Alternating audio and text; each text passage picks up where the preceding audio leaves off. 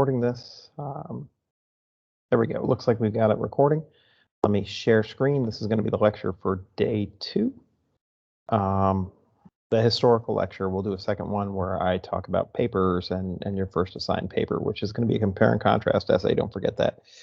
So keep that in mind as we go through the lecture today. All right, I'm going to share screen here. Make sure that I get the correct thing going. Hey, here we are. So day 2, we're going to talk about the causes of the Civil War today, and I think that'll go all right. Again, you know, it's 5 o'clock here, and Marshall is doing swimming practice, and so this is my time to record lectures. So if I'm a little off every now and again, bear with me. So anyway, as we discussed last time, the primary cause of the Civil War at the end of the day is slavery, and it's complicated, and we're going to talk about some of those complications. But I think you need to have a little bit of background information to understand that, and also, as I said last time, we're not going to do justice to the complicated nature of anything that we're talking about. There's always more detail you can go into. That's one of the beauties of studying really anything, whether it's history or literature or science. There's always more to learn, and any kind of lecture, any kind of teaching can only really scratch the surface. It can give you a starting off point. You can dive in. It's like an ocean, and we can only get so deep in something like this. And so if you find something that you're fascinated by, that you're interested in, dive in. You can sink as deep as you want to. You can understand things in as much detail as you want to. You just need to go out and find that information. So anyway, the root of the Civil War, when you get down to it, was the question of slavery. And so we need to do a little bit of background on that. Slavery really started in the United States, well, before it was the United States, back in 1619. I think, and I'm using knowledge that I remember and that I've looked up, but I'm not giving you anything like the detail you need. But it started in 1619 because I think there was an English ship that captured a slave ship and then ended up selling the cargo, the captured slaves, to Jamestown, Virginia in 1619. And I think that's the official first importation. And it continued to develop from that point. We'll talk about triangular trade and why and how that developed when we get down to economics a little bit below. All of these things are tied together. It's almost impossible to artificially separate them, but that's what I've endeavored to do. So it continued sort of unabated. It was abolished in all northern states between 1774 and 1804.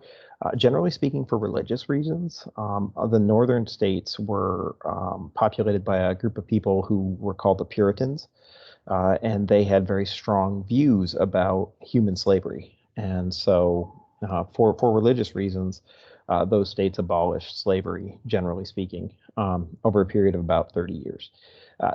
They also gained some sway in Congress, and importation of slaves to the United States was outlawed in 1808, which gave rise to the chattel system and, basically the breeding program. So it didn't get rid of slavery. It didn't solve the problem in any meaningful way. In fact, it created some new and different problems as people worked around the law, and that's what happens a lot of times legally. This is a picture just for you to sort of get a sense of what it would have been like on a slave ship. I think this one came from National Geographic. Also, I'm going to attach this link to the classroom, but Zora Neale Hurston, a very famous African-American author, she did an interview with one of the last people to come to the United States on a slave ship, and it recently came to light and was published. So you can read excerpts of the interview here, and it's an interesting article that gives you a sense. One of the things about history that I think is limiting is history doesn't give you a firsthand perspective on anything. Everything you learn in history is sort of facts, and in order to truly understand what's going on, you need to hear the voices of people. And so reading early documents written in individual people's voices, reading literature that lets you get inside the hearts and minds of people during the time period, these kinds of things help expand your viewpoint. Because, you can read about the transportation of slaves, but until you sort of put yourself in their shoes and understand what's going on for them, how they're being ripped from everything they know in their culture and being placed in a new place without anybody um, from their old culture, from their lifestyle with them, you don't really understand what's going on there. You don't understand the atrocity of it. You can understand on a very historical level, but you don't understand on a personal, emotional level. And I think we need to do that. We need more of that in the world. So anyway, as we were talking earlier, uh, when you look at the population dynamics of the South, about 1/3 of the population were enslaved people, and there was a system of laws and codes that developed to control this population and to keep them subordinate. For example, they were treated as property, and as property, if a slave had a child, that child was also property and could be sold and bought. And so this is what's called chattel. They were treated very much like, I don't know, farm animals. And so the laws and codes prohibited them from moving from place to place, prohibited them from participating in any kind of gatherings, or prohibited them from learning to read and write. And so there were all these series of various laws and codes in various southern states, and they were all designed to basically create a serf or slave class that did all the labor on these massive plantations.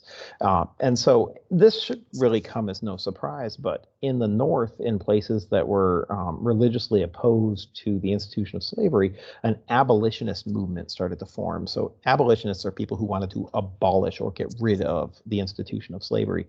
And there were a number of prominent figures in that abolitionist movement, and I'm not going to talk about them in any meaningful way, but please go look them up. If you're interested in any of these people, go look them up.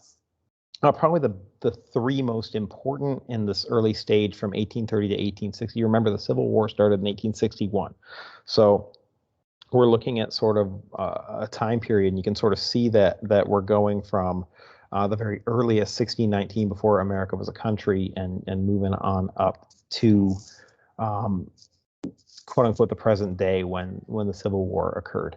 So Frederick Douglass was a former slave, very, very eloquent, who sort of traveled the United States and gave speeches, very, very moving and powerful speeches. He was incredibly eloquent. He wrote essays. You can look these things up.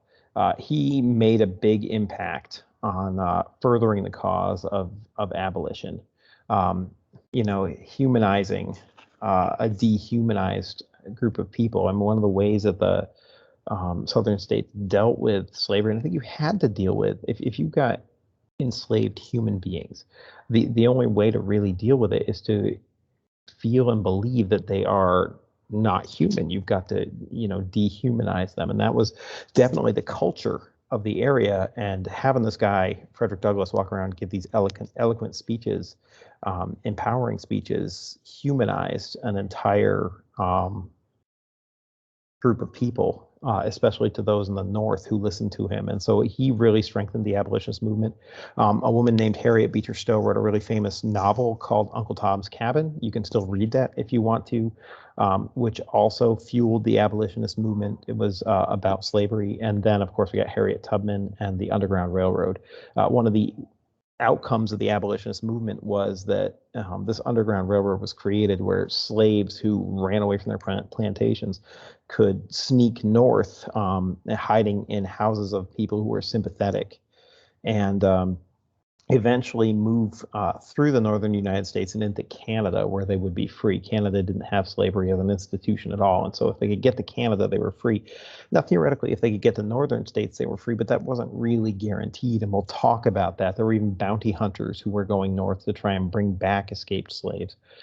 So there's that. And in fact, it's really the Dred Scott case of 1857. We're getting really close to the Civil War that made the end destination of the Underground Railroad have to sort of be Canada. So Dred Scott was a enslaved person from the South. His master was in the military and had been assigned to, I believe, Illinois and Wisconsin. And so he went north, the master did, and took his enslaved people with him. And they went up and lived in Illinois with him and in Wisconsin with him, and they moved back to the South with him afterwards. Well, abolitionists heard about this, and they met with Dred Scott and his wife, and they talked him into suing for his freedom under the grounds that because he had lived in free states, they automatically grant him his freedom. And so abolitionists thought this was a way to take this to the Supreme Court and get a decision that would maybe end slavery forever. It was a big deal, but it didn't really work out in his favor. In fact, the Supreme Court, when they finally ruled, essentially ruled that it didn't matter if an enslaved person moved to a free state, they were still an enslaved person. And it basically made it so that no one who had come from the South could become free by moving to the North. And it also implicitly established that no African Americans would ever be participatory members in the United States government. They couldn't really get citizenship. And so it was kind of a landmark case that was very, very negative for the abolitionist movement. And this is actually one of the things I think that is interesting and worth talking about here. Government is always a pendulum that sort of swings back and forth and through liberal and conservative ideas.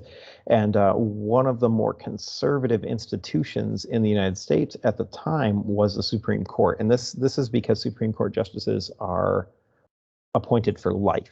And so they tend to serve a much longer duration than, say, somebody in the Senate or the House of Representatives who are elected. The Senate's elected for longer than the House. And so you end up with an institution that is sort of anchored in previous administrations. And when you look at the presidents of the United States, I think the last 6 presidents for Lincoln, 3 of them were from the South and 3 of them were from the North. But of the presidents who were able to nominate Supreme Court justices, more of them were from the South than from the North. And so you can go back and you can look at that sort of history of the Supreme Court and why the Dred Scott case came out the way it did. But that was 1857, and that was kind of a big deal. Then we had this guy, John Brown, who was a really famous abolitionist and maybe a little crazy. I don't want you to think that, everybody on this is not the morality of the issue is very clear. One side is sort of the bad guy and one side is sort of the good guy, but the individual people involved is a lot more complicated. John Brown was a little bit crazy and militant. And he got involved in a number of conflicts having to do with the idea of abolitionists. He was on the right side of the spectrum. He was on the abolitionist side, but he was fed up with government. He was fed up with the way that things had operated, and he decided that the only way to achieve the end of slavery was through violence. And very famously, he and a group of abolitionists went down and tried to take a armory, a military institution with a lot of guns, at Harper's Ferry. And then his plan was to move south and distribute these and start an armed revolution that was going to end slavery. Well, it didn't work out in his favor, but the Harper's Ferry incident was terrifying to a lot of Southerners, and it created a lot of fear and anxiety about what the future might hold, and that was important as sort of a catalyst for the war itself. So anyway, that sort of gives you an overview of slavery and the history of it that led to the Civil War. The next thing on our list is representation. One of the classic sayings, is that this conflict was a conflict of states' rights versus federal rights, and we'll talk about that here and get down to it. But at the end of the day, a lot of this had to do with shifting population dynamics and representation in the United States federal government. So slavery was tacitly acknowledged in the United States Constitution. You can go back and do research on this. You can go back to sort of the Revolutionary War and the Constitution itself. In order to get the Constitution ratified, it needed to be voted on and approved by southern states, and southern states' economies were slave economies. And so anyway, the Constitution says, quote unquote, that a person held in service or labor, it doesn't use the word slave, but a person held in service or labor counted as 3/5 of a vote for taxes and representation. So like when you're calculating the number of representatives that a state has, you factor in the quote, people held in service or labor, like enslaved people, as 3/5 of a vote. When you're voting in elections, you do the same thing. And so it gave the wealthy ruling class of southern states a lot of influence, in terms of their representation in Congress. People sort of were being represented in Congress who by folks who didn't represent them at all. And I think that's an interesting situation. So even though roughly a third of the South's population were enslaved, they gave the states representatives and power in Congress. And so Congress, though, decidedly and over the course of time began to shift because the northern states experienced a population boom. And we'll talk about that in just a second. There were more and more people in the north and fewer people in the south. And so when you get to the Union versus the Confederacy, I think the population is significantly skewed. 70% of the United States population is in these northern states, and only 30% is down here. And so when you look in Congress, you end up with a very distinct advantage on the Union side or on the northern side. And so, but even then, like that population in the South, a third of it is enslaved people, and they count as 3/5 of a vote apiece. And so you end up with the balance of power between these two sort of polar opposites shifting as time goes on. And so the northern states had abolished slavery, and they didn't want slavery in new states that were entering the United States, whereas the slave states wanted new states to also be slave states because they were afraid that, and I talked about this last time, that if there was not a balance or a parity between enslaved and free states, then eventually Congress would shift so much that they would abolish the institution of slavery. And so they insisted that for every free state that was added to the Union, a slave state also should be added to the Union. And we came to this thing called the Missouri Compromise in 1820. At that particular time, there was an exact balance in terms of number of states between slave states and free states. And so they want the Maine wanted to enter the Union, and the Senate was split 50-50, sort of on whether this was going to happen. And so then Missouri also wanted to enter the Union. And basically the compromise that they came up with was that Maine could enter as a free state and Missouri could enter as a slave state. And so the Missouri Compromise basically laid out a plan for the future of the United States where any state that was south of the southern border of Missouri would enter the Union as a slave state. So in this case, Oklahoma and New Mexico and going across over that direction. But any state that was above the northern border of Missouri would enter the Union as a free state. And that's what's called the Missouri Compromise. And it sort of, eased tensions for a little bit. However, the Dred Scott case, you guys remember him, back here in 1857, sort of blew that up. one of the outcomes of the Dred Scott case, uh, again, was that people who were enslaved people could not become free people by moving into free states. And it called into question the constitutionality of the Missouri Compromise. And so it was pretty much it was kind of thrown out. And basically, the conservative part of Congress decided that new states must decide for themselves, sort of through popular decision, whether they should become free or slave states. And so Kansas, you can see Kansas is very close to the bottom, of Missouri, but would be north of it and turn into a free state. It entered the Union, and immediately there was sort of a conflict in what was called Bleeding Kansas from 1855, 56, 57, like towards the end of this. By the way, Lincoln was born in Kansas, so this probably had a formative effect on him. Our friend John Brown, you remember John Brown from the abolitionist movement. Like I said, all of these things are connected. And by the way, again, I'm scratching the surface on this stuff. So if anybody wants to pause it and break out and discuss some of these things a little more, please do. Beth's an expert on a lot of this stuff, and so you could certainly ask her. But there was a internal conflict. Essentially, Kansas drew people on both sides of the abolitionist question, and these people moved into the state as the state was applying for statehood, and there was a series of bloody battles. John Brown very prominently featured in them in Kansas over the abolition movement. It became sort of a hotbed of conflict for that.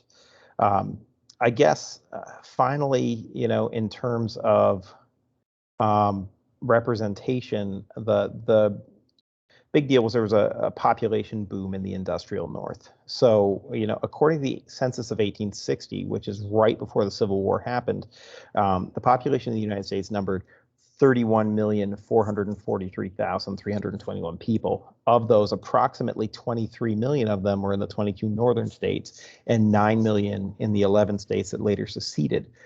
Of the latter total, 3,500,000 were slaves. So that gives you sort of a picture of the population dynamics of the United States and how, from a time period around the Revolutionary War, when there was sort of a balance in population between northern and southern states, the northern states' population had boomed and grown, while the southern states' population had not. And so that created, especially in the House of Representatives, a very strong push in favor of northern states, in favor of industrial centers, and against specifically slavery. So that happens, and this gave rise to this idea of one of the things you'll hear in a lot of sources, especially older sources, is that the Civil War was not primarily about slavery, but about states' rights. That the southern states believed that states should have separate and equal rights to the federal government. The federal government should not be in charge of what a state does. And you still hear this occasionally in politics, this idea that states should have their own rights as opposed to federal governments. And the idea basically boils down to the idea that local control is better. The more you can give power to local people to make decisions about their local issues, the better off things are, rather than some large bureaucracy, say in Washington, D.C., making the decisions for individuals in situations that they don't understand, or making a big rule for everybody that doesn't really take into account the nuances of local character. And this is all, I think, true. There's an element of truth to that. But in terms of the Civil War, the idea that the states were fighting about states' rights, okay, a state's right to what? In this case, it almost always boils down to the state's right to own, have slavery, the right of the people within the state to own and buy and sell other people as property.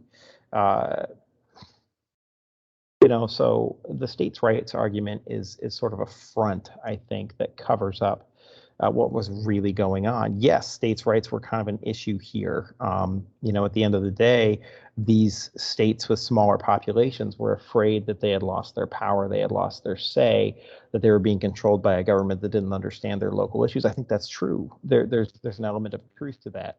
But at the end of the day, their local issue almost entirely boiled down to one thing, which we've already discussed. Next on our list is economics. Again, economics incredibly tied to slavery, and we'll talk about that. So as we said earlier, that the first slaves were brought to the South in 1619, and the number grew enormously because of this thing called triangular trade.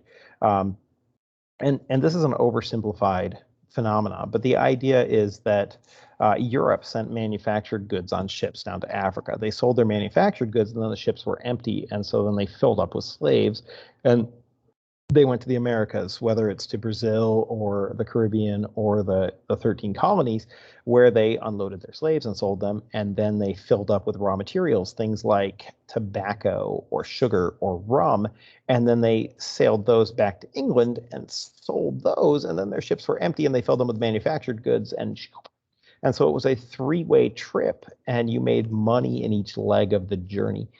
And this is sort of the phenomenon that fueled the slave trade. And so, yeah, absolutely. This sort of built the economy of the United States, which was based on producing raw materials through cheap labor, and then selling them back to Europe, right? And if that's the case, you need to have cheap labor to produce cheap materials, and that cheap labor was free once you purchased it, right? And so this was the system that created the economy, especially of the South. Now, what's interesting is this raw materials economy was dictated by climate. In places where you could grow crops like tobacco, in places where you could grow sugarcane and create rum or molasses, like there was a need for labor. And so it was sort of the climate that created this. And one of the reasons the North, I think, ended up sort of exempt from, I don't know if exempt is the right word. It's not really. When we look at the North and we say, hey, look, this was the good side and they didn't have anything to do with slavery, that's not really true. They bought the goods that were produced in the South. They bought the tobacco and the cotton and the rum, and a lot of rich Northerners got rich because they invested in Southern plantations and because they owned trade companies that had ships that were involved in triangular trade. And so it's not a simple distinction. You can't just say, hey, this side is good and this side is bad. There are people that got rich off the system and were living in the North and participated on the Northern side in the Civil War, and good on them for that, but not for the other things. So anyway, but the North ended up sort of being exempt from slavery, not just because of the puritanical ancestry of the people, but because the kinds of crops and the kinds of soil that they maintained did not support a slave-based agrarian economy in the way that they did in the South. So again, it's complicated. Anyway, the economics might have changed significantly because tobacco is a crop that destroys the soil. And so the tobacco crop began to fail in the 1790s. It had been overfarmed, the soil nutrients were depleted, things were looking bad. But at that particular time, the Industrial Revolution in England had started to really, really ramp up. And one of the things that England was producing a lot of was clothes. It's again, complicated. England had a long history with producing cloth, but mostly they produced wool cloth because they had a really big sheep trade. But cotton cloth was becoming more and more popular. And so there was a huge demand for cotton in England, but cotton was a complicated thing because when you pull it off the plant, it's got these seeds in it. You got to get the seeds out if you're going to turn the cotton into fibers and then into clothing. And that was not an easy process. And so it might be that the whole slave system would have collapsed in Southern North America, except this guy, Eli Whitney, who was actually from the North, invented a machine called the cotton gin. Oh, my mouse is being weird. Invented a machine called the cotton gin. This is it right here. And the cotton gin was a machine that would mechanically separate the seeds from the rest of the cotton. And then you could have the cotton without the seeds. And that was relatively easy to do. And so these were produced in mass, and all of a sudden that tobacco farming, sugarcane farming, whatever you want to have it, slave labor force in the South was transitioned almost entirely to planting and picking cotton so that it could be put on ships and sent to England. And so you ended up with this transference that reinforced slavery in the South. These plantations that used to get rich off tobacco started getting rich off cotton, a very different crop. Speaking of which, most slaves were on massive plantations owned by very wealthy families. The vast majority of people in the South were not slave owners. I don't want you to think that everybody in the South owned a slave. Not at all true. In fact, it was a small minority who were wealthy enough to do so. They lived in houses like this. While the enslaved people lived in shacks, one-room shacks with many people, sort of stuffed in them. So when we're also talking about economics, I think it's important to note that the two sides, the Union and the Confederacy, the North and the South, had very diverging economies. The North ended up with a very manufacturing-based economy in cities. Yes, they still had their farms. They still had, there were lots of people who lived agrarian lifestyles and farmed and things like that. But the beating heart of the economy of the North was manufacturing. So people were in big factories. A lot of the factories were on rivers and powered by water. But in the South, their main economy was cotton and was an agrarian economy and was slave-based. And so this divergence sort of, again, was a major effect in the Civil War. Also, I think it's important to note that the Northern economy was growing at a much faster rate. So not only was the North represented more in Congress, but they also had more money, which is a huge influence on government and the direction the country is going to go in. So you ended up with a fear in the South of loss, not just of representation in Congress, but that this representation in Congress was going to eventually outlaw slavery. And when it outlawed slavery, the South would lose not just their future production, but also their quote unquote physical assets, because slaves represented a monetary investment, and if those people were freed, you would lose that investment. You get nothing back from it, and so there was a real fear on the part of the wealthy Southerners who controlled the government in the South, because, like I said, the money controls sort of. We are a representative government, but the people that we elect to government tend to be rich people. They're people who can afford to run a campaign. And so even though we're a constitutional representation of the population, theoretically, we end up sort of being an oligarchy, a rule by the rich. These rich people get into Congress. When you look at the population of Congress and the number of millionaires and compared to the rest of the United States population, you can really see some of these trends, and that has been stable throughout the course. I mean, not millionaires, but like wealthy people compared to poor people throughout the course of United States history. Anyway, so the people in charge of Southern governments were afraid that the entire system that held them up and made them wealthy was going to be pulled out from under them. And that comes down to economics, and it's uniquely tied to the institution of slavery, but I think that's important to understand. Okay. Next, we can talk, I guess, briefly. I'm running out of time. I'm already at 30 minutes here. So let's talk briefly about culture. What's interesting about culturally is that we had a lot of the same divides culturally that we have today, and we've had since the beginning of the United States. There's sort of always a liberal faction and a conservative faction, and the names change. In fact, during the time of the Civil War, the liberal faction was the Republican Party, and the conservative faction was the Democrat Party. And it's interesting that over the course of time, since the Civil War, they flipped in sort of their values of conservatism and liberalism. But the conservative party in America is always seeking to keep things away. They have been looking back to the past, a lot of times with sort of sort of Edenic blinders that things were better in the past and things could be better again if we could only return to the way things used to be. And the Liberal Party, whatever its name is generally looking to the future, this idea that things can be better if we make these changes and then everything's going to be perfect. But nothing ever is perfect. Sorry, I'm getting a little too into this. And so you end up with this dichotomy, and what you had at the outset of the Civil War was a North that was looking to the future and a South that was looking to the past. And one of the conflicts, as well, as we said before, was between federal versus state rights. Now, we used to have these two parties, the Federalists and the Democratic Republicans, and the Federalists, run by people like Alexander Hamilton, wanted a strong federal government that was the sort of root of strength for a united America, whereas the Democratic Republicans, people like Thomas Jefferson, wanted states to have more rights and freedoms, and they were afraid that a strong central government would be no different from, say, a British king. And this plays out in the onset to the Civil War as well. You have a South that is more dedicated to the idea of states' rights, and a North that is more dedicated to the idea of the United States and a strong central government. Then we have religion. Basically, you have a North that is more what we call puritanical, congregationalist, and a South that is Southern Baptist.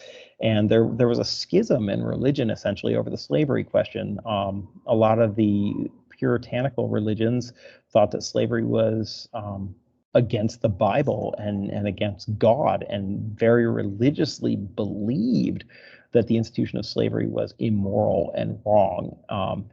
But Southern Baptists, and this is, you can go back and you can look at the founding of the religion, believed that it was biblically supported, and that, essentially African Americans were an inferior race that needed these Christian tenets to be sort of imposed on them, and it was for the benefit of their souls to keep them in a subordinate position. And it's complicated, but essentially you ended up with two different religions, or two different versions of Christianity, and a schism between them in the North and South, and this contributed to the Civil War as well. Then we have the Industrial Revolution and class struggles. Again, in the South, I mentioned this last time, you sort of had a very limited middle class that were generally the very rich and the very poor, and there wasn't a lot of in between. Whereas in the North, through the Industrial Revolution, you had this really strongly developed middle class that was growing as the years went on and gaining more and more power. And they were very interested in abolition. And so that growth of the middle class impacted the Civil War as well.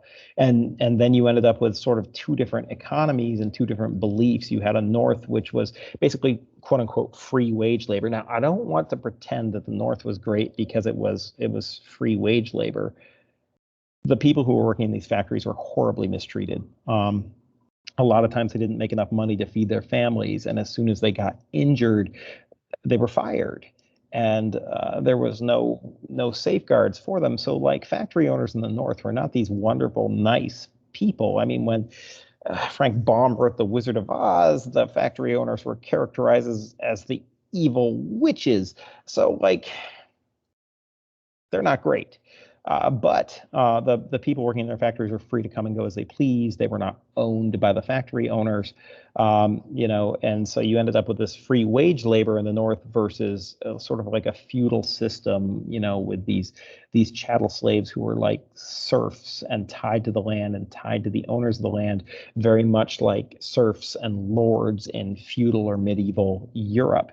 And so you had these two systems of culture that were clashing with each other very strongly, and this developed a lot of the tensions that created the Civil War. Big breath. All right, jumping down. The sides. Again, we've got the North and the South. This shows you the states. I like this map a little better than the one I had in the last lecture for that reason.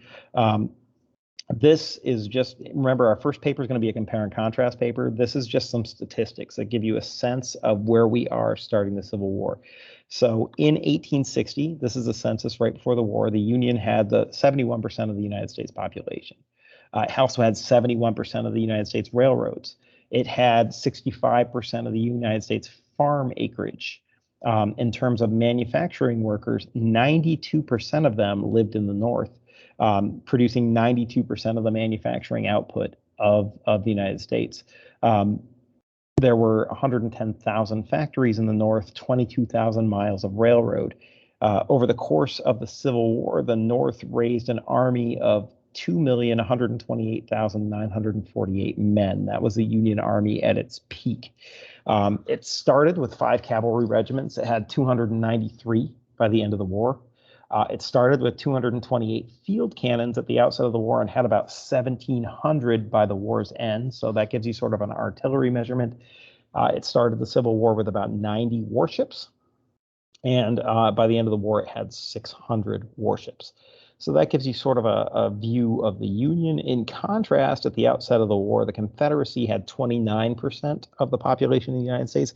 Remember, of that 29%, 1/3 were enslaved people. Had 29% of the United States railroads, had 35% of the United States farm acreage. It had 8% of the United States manufacturing workers and 8% of the manufacturing output. About 18,000 total factories as opposed to 110,000. Had 9,000 miles of railroad. In fact, the South did a lot more of its transportation by river, and I think that's interesting and worth noting. The largest the Army of the Confederacy ever achieved during the Civil War was 464,646 soldiers. I think that the statistics say that they raised about 1 million men over the course of the entire war, but at any given time, the largest number serving was just around 500,000. They started the war with 4 cavalry regiments. This seems like the only area where they have a parity. Their cavalry regiments are better run and better utilized. They had 137 by war's end. Artillery, they started with 35 field cannons at the outset of the war. I think I read that Virginia was their main manufacturing center for field cannons, and they produced about 300. But they also captured a lot of Union cannons and used them in the conflict as well. They also started with 14 warships at the outset of the war. They had about 100 by the end of the war. So that gives you sort of an overview of the two sides that I think helps you sort of place sort of the disparity between the two of them. And when you look at those statistics, I think it's not surprising that the Union won the Civil War. It is kind of surprising that the South of the Confederacy thought they had a shot. But when we look at all of the reasons for the war in the first place, I think you sort of understand why it was an inevitable conflict. Last thing I want to talk about before I close this lecture out is that, again, it's very easy to look at this and say, hey, the Union was the right side. The issue of slavery is so morally reprehensible that the South is just wrong. And yes, you can't argue this, but most Southerners didn't own slaves. And the vast majority of people who fought in the Civil War on the Confederate side were not slave owners. And they didn't have anything to do with it, and they didn't really see themselves as fighting for the institution of slavery at all. They had other motives for joining the war and for continuing the fight. So on a moral plane, on a sort of a global level, yes, the Union is in the right and the Confederacy is in the wrong. But on the level of individual people, there were good and bad people on both sides. And what I want to do is I'm going to stop the lecture, but I want you to have a discussion. I want you to think about what reasons people might have, especially on the South, for joining the conflict. So, pause the lecture and have this discussion. Why might individual Southern soldiers have joined? Think about them from various levels of society, from the very poor to the wealthy who would join the war as generals. What were their motivations? Stop and have a discussion. All right. I'm assuming you just unpaused it. Now we can do the same activity for the North. What reasons did the Northern soldiers join? Pause it again. Have the discussion. See how these overlap and how they're different. So hit pause. Right. So when you get down to it, I imagine you and I'm unpausing it here, so hopefully you've had your discussions. But I imagine that you've come down to some things that are very similar. People going to war because there's adventure, it's new, it's different. People going to war because there's good pay, and a square meal, and maybe they were poor and it fills their bellies. People going because they feel a patriotic loyalty, whether it's for northern people to the country or whether it's other people to their states, or because their friends are going and they want to, or their family members are going and they want to protect them, or because they're shamed into it by other people who say they're cowards, or like there's all of these reasons that maybe aren't the real reason the war started. How many people in the North were going to war to abolish slavery? Maybe some of them, but probably not the majority of them.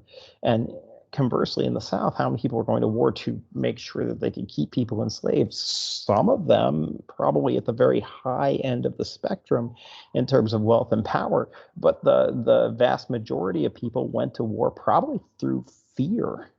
When you look at the changing demographics of the United States, when you look at the swing of power in the government, I think the narrative that these people who don't understand you are taking away the power and are going to control your lifestyle and tell you how to live your life is a relatively strong and powerful narrative. And so, yeah, I mean, like a lot of people went off and fought and died in a war that didn't really concern or affect them personally.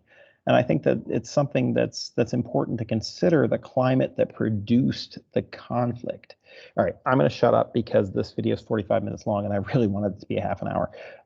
But please, there's so much more we can discuss here. Please have a discussion with your facilitators in the classroom, and well, I'm gonna pause it and go from there. It'll take me a second to it always takes me a second to figure out how to turn off the recording. I can stop the screen share and then I can stop recording. Thanks, folks.